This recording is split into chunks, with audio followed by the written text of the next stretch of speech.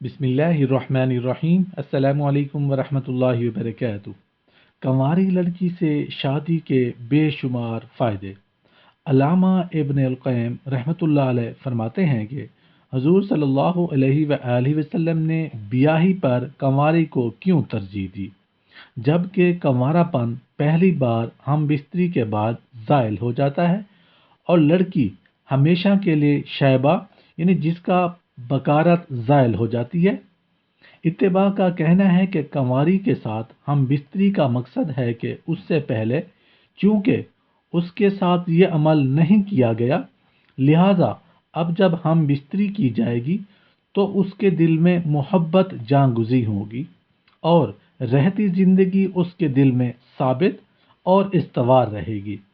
پھر ہم بستری کرنے والے کی نظر سے دیکھا جائے تو یہ واقعہ ہے کہ وہ ایسے ہی باغ کو درخور اعتناء اور توجہ کے لائق سمجھے گا جسے اس سے پہلے کسی نے استعمال نہ کیا گیا ہو۔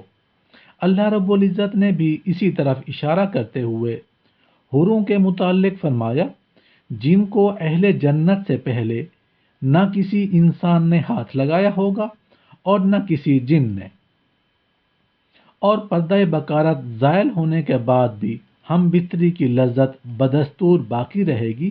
ایک وجہ یہ بھی ہے کہ اہل جنت کے بارے میں وارد ہے کہ جب وہ اپنی بیوی سے ہم بستری کریں گے تو وہ دوبارہ کنواری ہو جائیں گی۔ سبحان اللہ۔ حضرت عائشہ صدیقہ رضی اللہ عنہا حضور صلی اللہ علیہ وآلہ وسلم کے سامنے ناز کرتی تھیں کیونکہ آپ کے علاوہ ازواج مطہرات میں کوئی کنواری نہیں تھی۔ دوران گفتگو آپ کہتی تھیں، آپ صلی اللہ علیہ وآلہ وسلم کی رائے کیا ہے اگر آپ ایک وادی میں اتریں جس کے پودے جگہ جگہ سے چرے جا چکے ہوں اور کہیں ایسے ہیں جہاں چرے نہیں گئے، آپ اپنے اونٹوں کو کہاں چرائیں گے؟ حضور صلی اللہ علیہ وآلہ وسلم جواب میں فرماتے، اس جگہ جہاں پودے چرائے نہ گئے ہوں۔ بعض روایتوں میں وارد ہے کہ کنواری لڑکیوں کو ہی اپناؤ کیونکہ ان کا منہ شیریں، ان کا رحم کثرت اولاد کے لائق اور ان کی شرمگاہیں سخت ہوتی ہیں، ان کے اندر دھوکہ کم ہوتا ہے اور تھوڑے اخراجات پر بس کرتی ہیں۔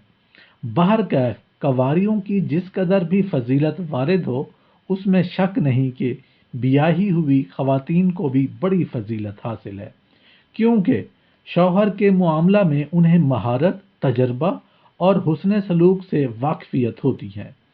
خود اللہ تعالیٰ نے اپنے پیغمبر علیہ السلام کو اطلاع دیتے ہوئے فرمایا، اگر پیغمبر تم کو طلاق دے دیں تو عن قریب ان کا رب ان کو تمہارے بدلے میں تم سے اچھی بیویاں عنایت کرے گا جو مسلمان ہوں گی، ایماندار، فرما بردار، توبہ کرنے والی، عبادت گزار، روزہ دار، بیاہی ہوئی بھی، کنواریاں بھی۔ سبحان اللہ، سبحان اللہ۔